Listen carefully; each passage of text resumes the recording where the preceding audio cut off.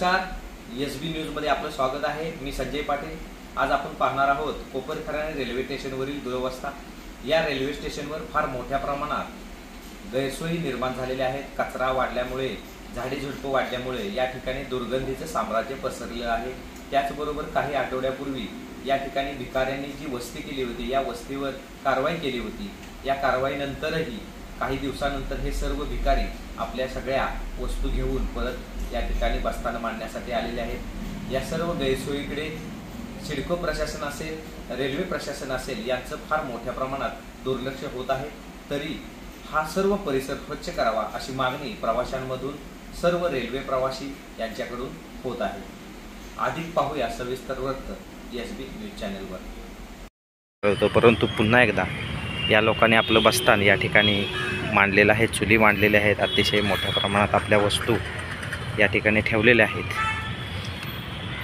सिडको प्रशासनाचे अधिकारी, रेल्वे प्रशासनाचे अधिकारी याकडे पूर्णपणे दुर्लक्ष करत आहेत।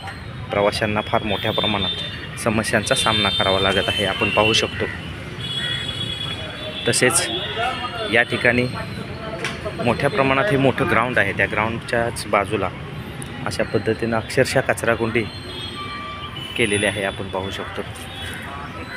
सिडको प्रशासन पूर्णपणे अपयशी ठरलेलं आहे।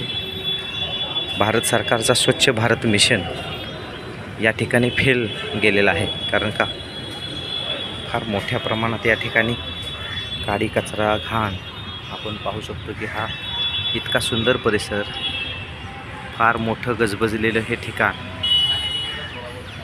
असूनसुद्धा या ठिकाणी मोठ्या प्रमाणात कचराकुंडी तयार केलेली आहे।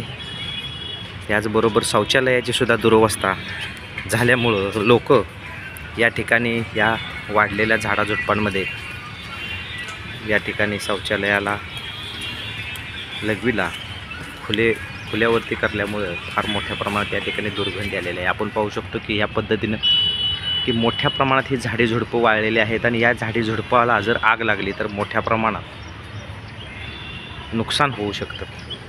पालिका प्रशासन असेल, रेल्वे प्रशासन असेल, सिडको असेल यांनी याची गंभीर दखल घ्यावी। त्याचबरोबर कोपरखैरणे महापालिकेचा जो स्वच्छता विभाग आहे, त्या स्वच्छता विभागाने ही स्वच्छता ताबडतोब करावी अशी मागणी जनतेमधून, प्रवाशांमधून होत आहे।